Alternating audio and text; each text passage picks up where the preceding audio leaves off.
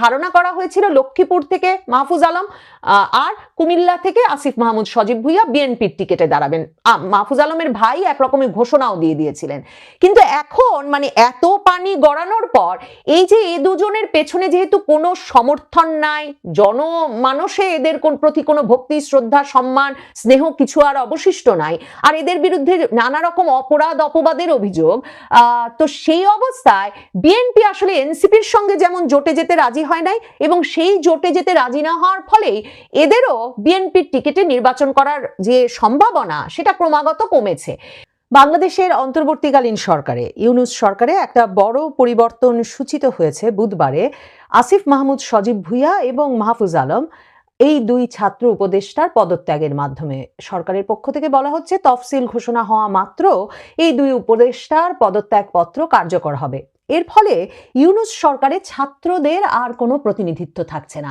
মানে আসিফ মাহমুদ সজীব ভুইয়া, মাহফুজ আলম যখন 15 মাস পরে পদত্যাগ করছেন, তখন নিশ্চিতভাবেই আপনারা অনেকেই আমার সঙ্গে একমত হবেন যে 15 মাস আগে 2024-এর আগস্টে যে আশাবাদ, যে নতুন বাংলাদেশের স্বপ্ন এদের হাত ধরে হয়তো সফল হবে, একটা নতুন রাজনীতির দিকে এরা নিয়ে যাবেন, এমন একটা প্রত্যাশা বাংলাদেশের একটা বিরাট অংশের মানুষ করেছিলেন, সে প্রত্যাশায় একেবারে গুড়ে বালি হয়েছে। মানে কেউ এখন আর বিশ্বাস করেন না যে 2024-এর নেতৃত্ব দানকারী ছাত্ররা, মাহফুজ আলম, আসিফ মাহমুদ সজীব ভুইয়া কিংবা নাহিদ ইসলামেরা বাংলাদেশে কোনো নতুন রাজনীতির সূচনা করার চেষ্টা করেছেন 15 মাসে, কিংবা তারা কোনো নতুন রাজনীতির সূচনা করতে যাবেন।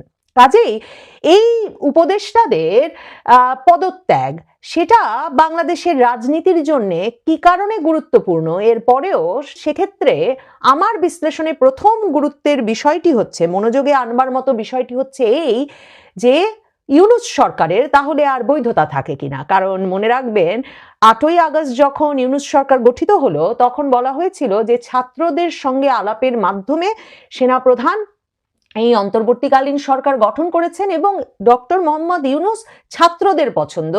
এবং এরপর জানুয়ারি মাস থেকে বিএনপি যখন বারবার দাবি তুলতে থাকলো, প্রথম বিবিসি বাংলার সঙ্গে সাক্ষাৎকারে মির্জা ফখরুল ইসলাম আলমগীর সরাসরি বললেন যে এই ছাত্র নেতারা যদি এখন রাজনৈতিক দলও গঠন করে তাহলে তাদের আর সরকারে থাকা ঠিক হবে না, কারণ তাহলে সরকারটি, ইউনূস সরকারটি নিরপেক্ষতা হারাবে।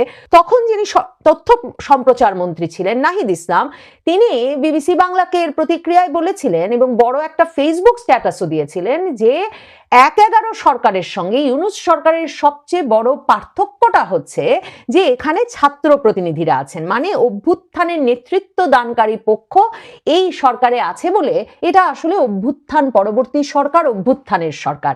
এটা একটা সেনা সমর্থিত সরকার, 11 সরকারের মতো সরকার নয়। এখন তো প্রশ্ন উঠতেই পারে, তখন অভ্যুত্থানের নেতারা আর কেউ নেই, যিনি কিনা প্যারিসের হাসপাতালে শুয়েছিলেন, সেই ডক্টর ইউনূস কি করে এই সরকারের বৈধতা ধরে রাখেন? তো সেসব প্রশ্ন নিশ্চয়ই প্রয়োজনে সুযোগে রাজনৈতিক বিভিন্ন মহল ওঠাবেন, সেসব হয়তো বা নির্বাচনের আগে পরে আমাদের দেখতে হবে। কিন্তু আসিফ মাহমুদ সজীব ভুইয়া, মাহফুজ আলমের এই পদত্যাগ একরকমের 2024-এর ছাত্র নেতাদের যে বিরাট রাজনৈতিক একটা বিকাশ বলবো, নাকি বলবো যে এক বিরাট তারা এই একটা মানে এক উত্থান ঘটেছিল, নাটকীয় উত্থান। মানে ঘরে ঘরে সকলে আমরা আগস্টের পর এই হাসনাত আবদুল্লাহ, সার্জিস আলম, নাহিদ ইসলাম, আসিফ মাহমুদ সজীব ভুইয়া, মাহফুজ আলমকে চিনে ফেললাম এবং 3 জন মন্ত্রী হয়ে গেলেন তারা। হাসনাত আবদুল্লাহ, সার্জিস আলম সারা বাংলাদেশ দাপিয়ে বেড়াতে থাকলেন, পদায়ন, একে ধরো, ওকে মারো, একে মামলা দাও, এসব কিছু তারা নিয়ন্ত্রণ করতে থাকলেন। এই যে তরুণেরা, এই তরুণদের রাজনীতির একরকমের অবসান হতে যাচ্ছে কিনা সেটা দেখবার জন্য অপেক্ষা করতে হবে। মানে নির্বাচন পর্যন্ত নিশ্চয়ই এনসিপির বিষয়ে মাঝে মাঝে পত্রিকায় খবরাখবর প্রকাশিত হবে, কিন্তু পত্র পত্রিকা, সংবাদ মাধ্যমে যে পরিমাণ মনোযোগ এই মাহফুজ আলম, আসিফ মাহমুদেরা পেতেন সেটা যে অনেক কমে এসেছে সে বিষয়ে নিশ্চয়ই আপনারাও আমার সঙ্গে একমত হবেন। আর আসিফ মাহমুদ সজীব ভুঁইয়া 15 মাসে ভয়াবহ সব বিষয়ে শিরোনাম হয়েছেন। তিনি প্রথম শিরোনামে এসেছেন যে তার এপিএস মোয়াজ্জেম তিনি কয়েকশো কোটি টাকা বাগিয়ে নিয়েছেন। স্থানীয় সরকার মন্ত্রণালয়ের উপদেষ্টা আসিফ মাহমুদ সজীব ভুঁইয়ার এপিএস হিসেবে কে কোথায় ঠিকাদারি করবেন থেকে শুরু করে সকল মন্ত্রণালয়েরই প্রায় একরকমের উন্নয়ন কাজ থেকে শুরু করে পদায়ন নাকি এই এপিএস মোয়াজ্জেম নিয়ন্ত্রণ করছিলেন আসিফ মাহমুদ সজীব ভুঁইয়ার হয়ে। তার এপিএস মোয়াজ্জেম কয়েকশো কোটি টাকা বানিয়ে ফেলেছে, এরপর তিনি তাকে সরিয়ে দিয়েছেন, এতে তিনি প্রথম খবর হলেন। এরপরে তো আসিফ মাহমুদ সজীব ভুঁইয়ার খবরের শেষ নাই, মানে তিনি বন্দুকের গুলি নিয়ে ধরা পড়লেন বিমানবন্দরে, কেউ বললেন AK-47 আছে তার কাছে, তারই গুলি পাওয়া গেছে। আসিফ মাহমুদ সজীব ভুঁইয়া বলে বসলেন যে হ্যাঁ তার কাছে তো অস্ত্র আছেই, কারণ তিনি পরিবার পরিজনের নিরাপত্তা রক্ষার জন্য বাড়িতে অস্ত্র রাখেন এবং সেই অস্ত্রের কিছু গুলি ভুলক্রমে তিনি নিয়ে বিদেশ রওনা হয়েছিলেন। এই আসিফ মাহমুদ সজীব ভুঁইয়া গুলশানে এক চাঁদাবাজির সঙ্গে সম্পৃক্ত বলে হাতে নাতে পুলিশ গিয়ে যাদেরকে ধরলো চাঁদাবাজি, তো সেই দলটির এক নেতা, বৈষম্য বিরোধী ছাত্র আন্দোলনের নেতা বলে বসলেন যে গভীর রাতে ওয়েস্টিনের সামনে আসিফ মাহমুদ সজীব ভুঁইয়া পরামর্শ দেওয়ার পরেই তারা চাঁদাবাজি করতে গিয়েছিলেন। আর আসিফ মাহমুদ সজীব ভুঁইয়া তখন ব্যাখ্যা হিসেবে হাজির করলেন যে তিনি আসলে গুলশানে গিয়েছিলেন কারণ প্রায়ই তিনি রাতের খাবার খেতে অনেক রাত হয়ে যায়, বাসায় আর তখন তাকে খাবার দেওয়ার কেউ থাকে না, কাজেই তিনি হয় নীলা মার্কেট যান হাঁস খেতে আর না হলে ওয়েস্টিন, মানে ঢাকার সবচেয়ে বিলাসবহুল হোটেল ওয়েস্টিন, 5 তারকা হোটেল ওয়েস্টিনের রেস্টুরেন্টে খেতে যান। এই কিনা মানে 2024-এর আগস্টেও ছাত্র থাকা ঢাকা বিশ্ববিদ্যালয়ের ছাত্র, এসব 25-26 বছরের বয়সী আসিফ মাহমুদ সজীব ভুঁইয়া নিয়মিত ওয়েস্টিনে খেতে যান, এই কথা তিনি সংবাদ মাধ্যমের সামনে বলে বসলেন। কাজেই কোটি টাকা যে বানিয়েছেন তারা, মানে কশো কোটি টাকা বানিয়েছেন সেটা বোঝা না গেলেও তাদের জীবনযাত্রায় যে পরিবর্তন, তাদের গাড়িতে যে পরিবর্তন, তাদের খাবারের জায়গা পছন্দে যে পরিবর্তন, তাতে এরা যে নানা রকম মানে শুধু যে দাপিয়ে বেরিয়েছেন মগবাজি করেছেন তাই নয়, তারা যে টাকা বানিয়েছেন সে বিষয়ে আর কোনো সন্দেহের অবকাশ থাকে না।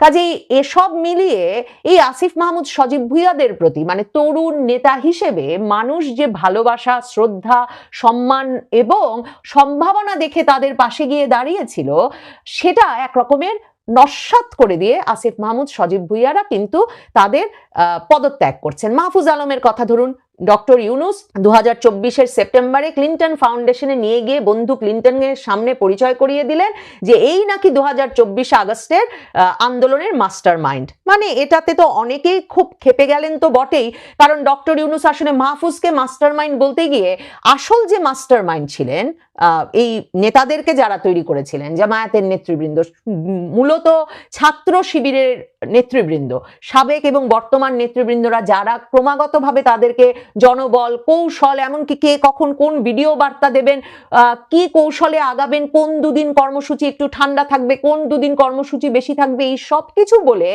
যারা কিনা তাদেরকে আন্দোলনের জন্য আগে প্রস্তুত করেছেন, তারপর আন্দোলনের সময় সামনে রেখেছেন এবং পেছন থেকে সব রসদ জুগিয়েছেন, তাদেরকে একরকম পিছনে ঠেলে দিতে ডক্টর ইউনুস মাহফুজকে মাস্টারমাইন্ড পরিচয় করিয়ে দিয়ে মাহফুজের বিপদ বাড়ালেন। এরপর মাহফুজ ক্রমাগতভাবে জামায়াতে ইসলামীকে নানা রকম খোঁচাখুচি করতে থাকলেন, তার ফেসবুক স্ট্যাটাস দিয়ে তৌহিদি জনতার বিরুদ্ধে স্ট্যাটাস দেন, এরপরেই সেটা মুছে ফেলেন কতক্ষণের মধ্যে, তারপর জামায়াতে ইসলামীকে যুদ্ধাপরাধের জন্য ক্ষমা চাইতে বলেন, আবার ধমক খেয়ে সেই ক্ষমা চাওয়ার স্ট্যাটাসও তিনি নামিয়ে ফেলেন। এসব করতে করতে তার আসলে দাঁড়ানোর আর কোনো জায়গা নাই। এই দুজনেরই স্বপ্ন ছিল, যদিও বিএনপি জানুয়ারি মাস থেকে বলছিল যে এদেরকে পদত্যাগ করতে হবে, ফেব্রুয়ারি মাসে দল গঠনের পর নাহিদ ইসলাম তথ্য সম্প্রচার মন্ত্রণালয় থেকে সরে দাঁড়ান এবং তিনি দলের দায়িত্ব নেন। মাহফুজ এবং আসিফ মাহমুদ যে থাকেন, এই মাহফুজ আর আসিফ মাহমুদ দুজনেরই স্বপ্ন ছিল যে দল তাদেরকে বরাবর বলে আসছে যে নির্বাচনের আগে এদের পদত্যাগ করতে হবে, এরা থাকায় ইউনুস সরকারের নিরপেক্ষতা নষ্ট হচ্ছে, দুজনেরই স্বপ্ন ছিল যে তারা দুজনই বিএনপিতে জায়গা পাবেন, কারণ দুজনেরই পরিবার বিএনপি করে। লক্ষ্মীপুরে মাহফুজ আলমের বাবা শুধুমাত্র বিএনপি করেন তাই না, তার দলীয় পদ আছে। কুমিল্লায় আসিফ মাহমুদ সজীব ভুইয়ার বাবা স্কুল শিক্ষক, তারাও বিএনপি ঘেঁষা পরিবার। তো ধারণা করা হয়েছিল লক্ষ্মীপুর থেকে মাহফুজ আলম আর কুমিল্লা থেকে আসিফ মাহমুদ সজীব ভুইয়া বিএনপির টিকিটে দাঁড়াবেন। মাহফুজ আলমের ভাই একরকমের ঘোষণাও দিয়ে দিয়েছিলেন। কিন্তু এখন মানে এত পানি গড়ানোর পর এই যে এ দুজনের পেছনে যেহেতু কোনো সমর্থন নাই, জনমানসে এদের প্রতি কোনো ভক্তি, শ্রদ্ধা, সম্মান, স্নেহ কিছু আর অবশিষ্ট নাই, আর এদের বিরুদ্ধে নানা রকম অপরাধ অপবাদের অভিযোগ, তো সেই অবস্থায় বিএনপি আসলে এনসিপির সঙ্গে যেমন জোটে যেতে রাজি হয় নাই, এবং সেই জোটে যেতে রাজি না হওয়ার ফলেই এদেরও বিএনপির টিকিটে নির্বাচন করার যে সম্ভাবনা সেটা ক্রমাগত কমেছে। এবং তারপরেও প্রত্যাশা ছিল, মানে বিশেষ করে আসিফ মাহমুদ সজীব ভুইয়া তো ভীষণ উচ্চাকাঙ্ক্ষী, তার প্রত্যাশা বিশেষভাবে ছিল যে তিনি ঢাকায় নির্বাচন করবেন এবং ঢাকায় তিনি বিএনপির টিকিটে নির্বাচন করবেন। তিনি হঠাৎই সংবাদ মাধ্যমকে বলে বসলেন যে এনসিপি থেকে নির্বাচন করতে হবে, এমন তো কোনো কথা নাই, কারণ তিনি অন্য কোনো দল থেকেও নির্বাচন করতে পারেন। আর তিনি যেহেতু জাতীয় নেতা হতে চান, জাতীয় পর্যায়ে রাজনীতি করতে চান, কাজেই তিনি কুমিল্লা থেকে নির্বাচন করতে চান না, তিনি ঢাকা থেকে নির্বাচন করবেন। মানে এই ছাত্রদের কাছে আশা করা হয়েছিল নতুন দিনের রাজনীতি, কিন্তু তারা আসলে তার মানে মনে করেন নিজ এলাকায় রাজনীতি করলে জাতীয় পর্যায়ে রাজনীতি করা যায় না। এবং এই কথা বলতে বলতে আসিফ মাহমুদ সজীব ভুইয়া এই মাসখানেক আগে গিয়ে ঢাকা 10 আসনে ভোটার হলেন, এবং তখনই তিনি বললেন যে স্বতন্ত্র হলেও তিনি ঢাকা 10 আসন থেকেই নির্বাচন করবেন এবং আগামীতে তিনি ঢাকা 10-এই থাকতে চান। মাহফুজ আলম এমনকি মঙ্গলবার রাত পর্যন্ত বেচারা নিশ্চিত করতে পারছিলেন না তিনি নির্বাচনে দাঁড়াবেন কিনা, কারণ বিএনপি কিন্তু এখন শক্ত প্রার্থী দিয়ে দিয়েছে লক্ষ্মীপুরে।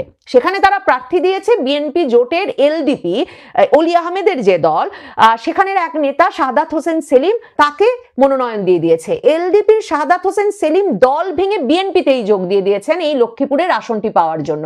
এখন ওই শাহাদাত হোসেন সেলিমের সঙ্গে এবং ওখানকার জামায়াত প্রার্থীর সঙ্গে দাঁড়িয়ে বা তাদের মধ্যে নির্বাচনী প্রতিদ্বন্দ্বিতা গড়ে তুলতে পারবেন মাহফুজ আলম, এটা ভাবার আসলে কোনো জায়গা নাই।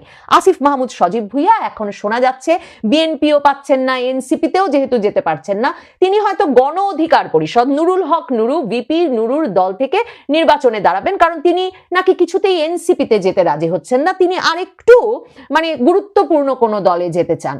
মানে গণ অধিকার পরিষদ থেকে দাঁড়ালেও যে আসিফ মাহমুদ সজীব ভুইয়া 10টা ভোট পাবেন বা ঢাকা 10 আসনের মতো প্রতিদ্বন্দ্বিতাপূর্ণ আসন থেকে ধানের শীষ দাঁড়িপাল্লাকে ঠেকিয়ে দিয়ে বিজয়ী হয়ে আসতে পারবেন, সেটা ভাববার মতো কোনো কারণ নাই। কারণ দেখেন যতগুলো জরিপ হয়েছে, এমনকি আপনি আপনাকে দিয়ে বিবেচনা করেন, আপনার আশপাশ দিয়ে বিবেচনা করেন, কেউ কি শাপলাকলিতে ভোট দিতে চেয়েছে, কেউ কি গণ অধিকার পরিষদের ট্রাক মার্কায় ভোট দিতে চেয়েছে, এরা আসলে ভোট পাবেন কোথা থেকে? তার মানে এই যে আসিফ মাহমুদ সজীব ভুইয়া এবং মাহফুজ আলমের এই সরকার থেকে পদত্যাগের মাধ্যমে আসলে 2024-এ যে ছাত্রনেতাদের উত্থান ঘটেছিল, সেই ছাত্রনেতাদের রাজনীতির এক রকমের অবসান হলো। মন থেকে যারা উঠে গেছেন তারা মিডিয়ায়ও থাকবেন না, তারা ভোটেও থাকবেন না।